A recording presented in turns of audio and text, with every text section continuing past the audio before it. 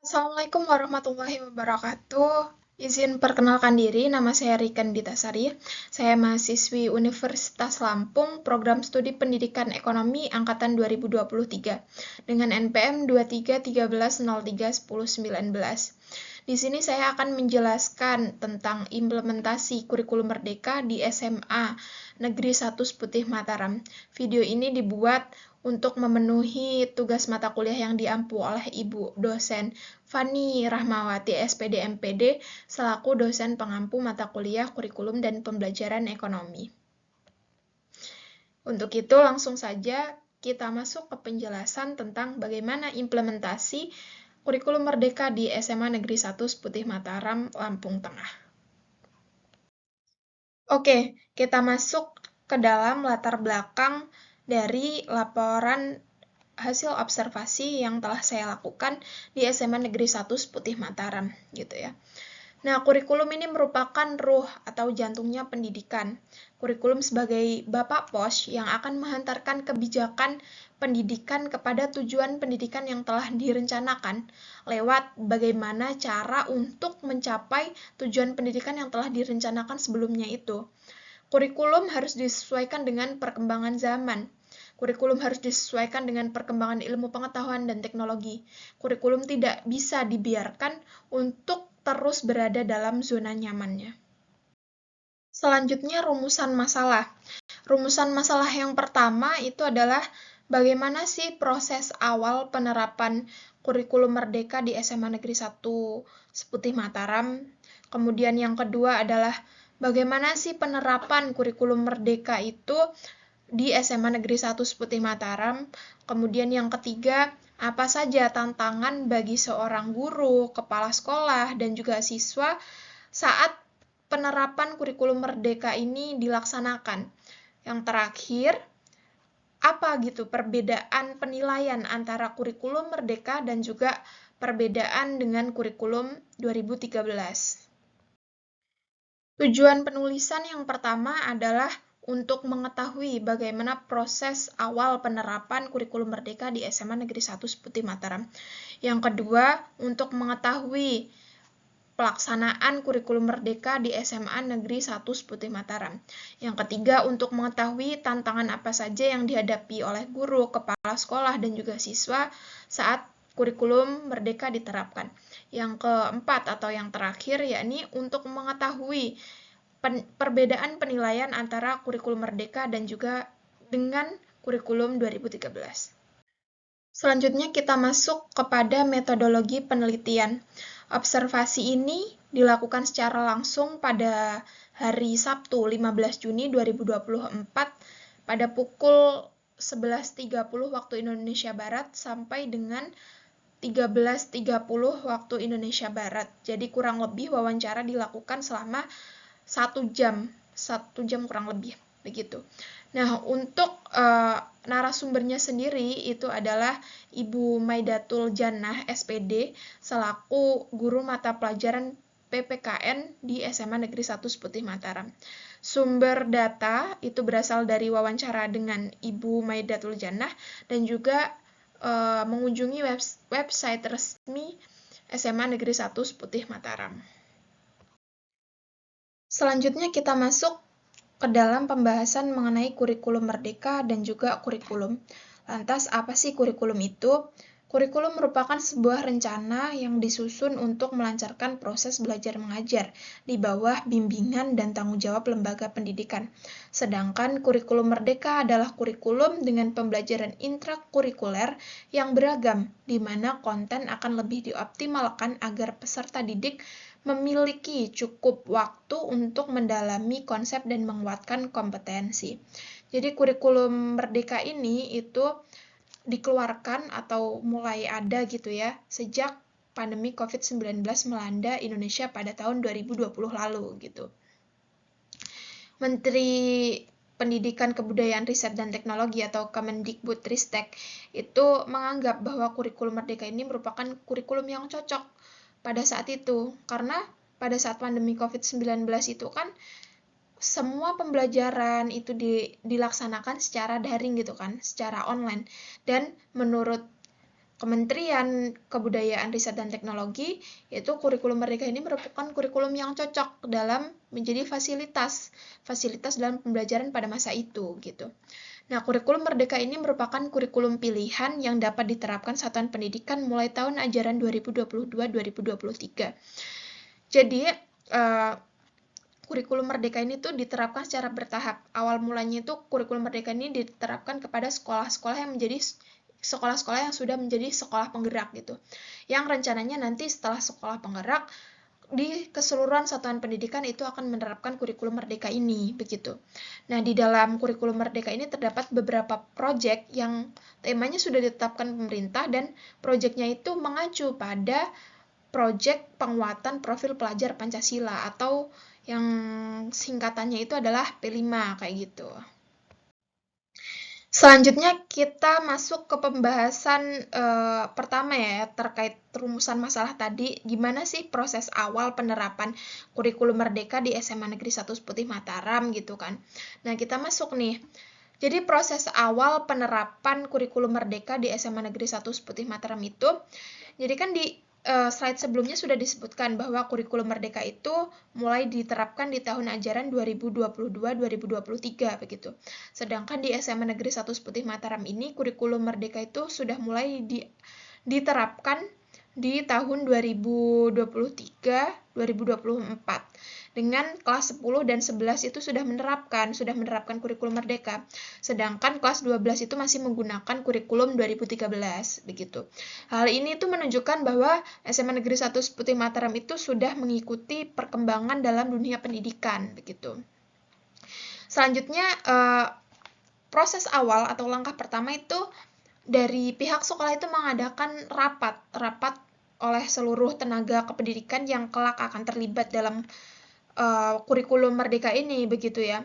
Di situ diadakan rapat, kemudian dilakukan pemilihan level IKM atau implementasi kurikulum Merdeka. Jadi di kurikulum Merdeka ini ada 3 level IKM gitu. Yang level pertama itu mandiri belajar, level kedua itu mandiri berubah, dan level ketiga mandiri berbagi. Sedangkan SMA Negeri 1 Putih Mataram ini memilih level 1 atau mandiri belajar itu. Mengapa memilih level 1? Karena ada beberapa persyaratan yang tidak bisa dipenuhi atau yang belum bisa dipenuhi oleh SMA Negeri 1 Seputih Mataram untuk mengambil IKM level 2 dan 3.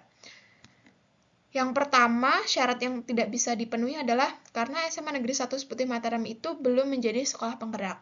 Kemudian yang kedua, kepala sekolah SMA Negeri 1 Seputih Mataram itu udah memasukin masa pensiun begitu, sehingga SMA Negeri 1 Seputih Mataram tidak bisa memilih IKM level 2 dan 3.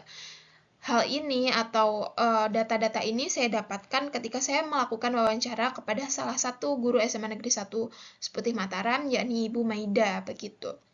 Jadi apa sih yang membedakan level 1, level 2, level 3 tuh apa gitu?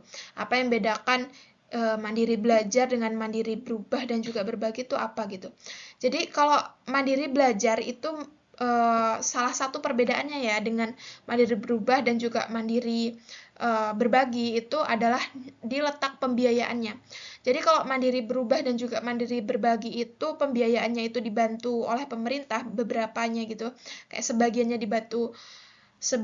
dibantu oleh pemerintah, maka di mandiri belajar itu segala pembiayaan itu ditanggung oleh pihak sekolah. Begitu. Selanjutnya kita masuk di bagian kedua ya, yakni pelaksanaan kurikulum Merdeka di SMA Negeri 1 Putih Mataram itu seperti apa gitu. Jadi perbedaan antara kurikulum 2013 dengan kurikulum kurikulum Merdeka itu adalah di kurikulum Merdeka itu ada project-project gitu, project-project yang mengacu pada P5 atau project penguatan profil pelajar Pancasila kayak gitu. Nah, di mana project-project itu temanya udah ditentuin sama pemerintah begitu kan. Kayak project temanya itu kayak bineka, salah satunya Bhinneka Tunggal Ika, kemudian kearifan lokal, kewirausahaan, dan lain sebagainya gitu. Itu tema-temanya gitu. Nah, di SMA Negeri 1 Putih Mataram itu telah melakukan beberapa kali proyek. dengan tema seperti Bhinneka Tunggal Ika, kearifan lokal, dan kewirausahaan.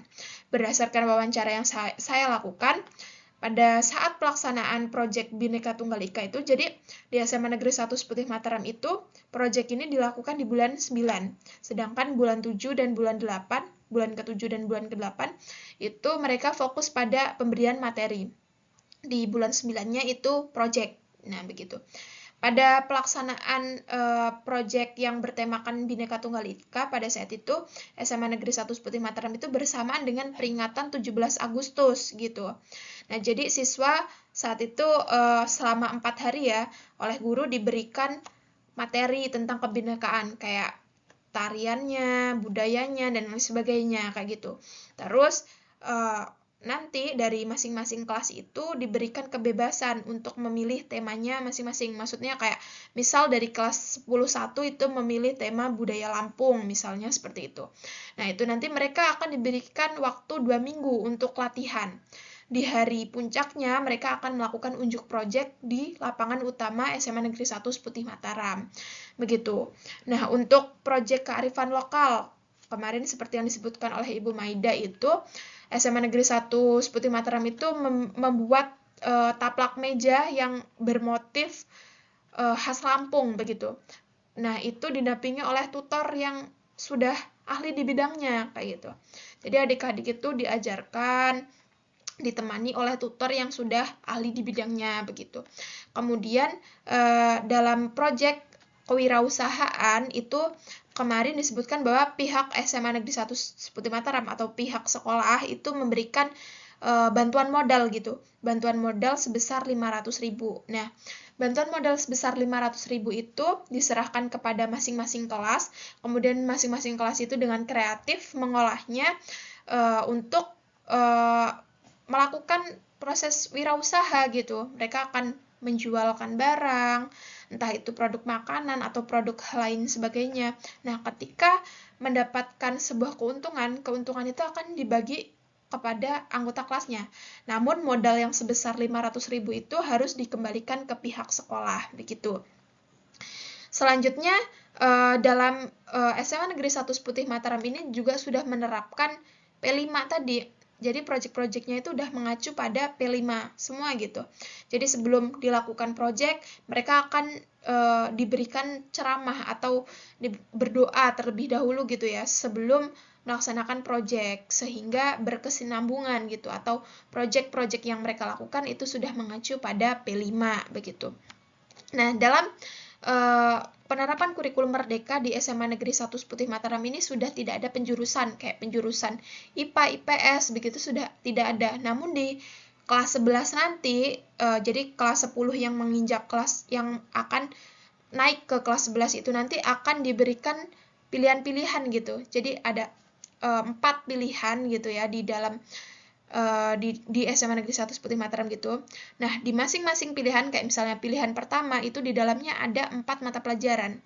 Jadi ada yang pilihan pertama itu mata pelajaran misal khusus IPS semua gitu, misal ada geografi, sosiologi, dan lain sebagainya. Terus pilihan kedua full IPA semua gitu, ada kayak biologi, kimia, fisika, dan sebagainya kayak gitu. Terus ada yang pilihan dia tuh campuran gitu dari IPS dan juga IPA begitu. Jadi sudah tidak ada penjurusan, namun ada pilihan-pilihan gitu.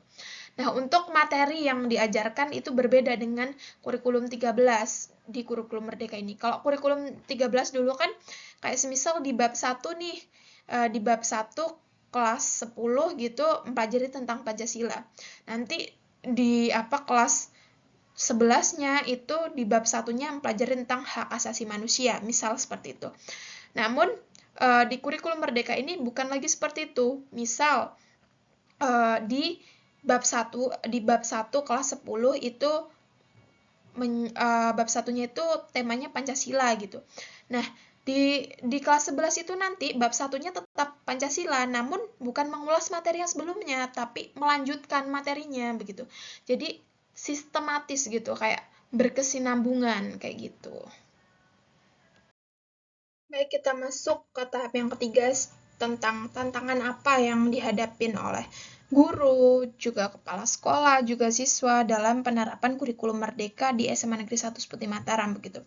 Nah, bagi seorang guru itu mereka akan dituntut untuk lebih mendampingi ya, mendampingi, membersamai, memotivasi, karena dalam kurikulum merdeka ini kan kebanyakan proyek yang dilakukan, maka tidak menutup kemungkinan banyak siswa tuh yang tidak berkontribusi atau yang tidak ikut andil dalam persiapan proyek itu sendiri, sehingga di sini peran guru dan juga wali kelas itu dalam membimbing mereka untuk lebih ekstra gitu, membimbing lebih ekstra untuk mengubah karakter mereka gitu, dari yang tadinya tidak aktif menjadi aktif, dari yang tadinya pemalas jadi mau ikut, seperti itu. Itu peran guru, itu tantangan guru begitu. Nah, kalau dari sisi kepala sekolahnya sendiri, kepala sekolah di sini harus lebih aktif.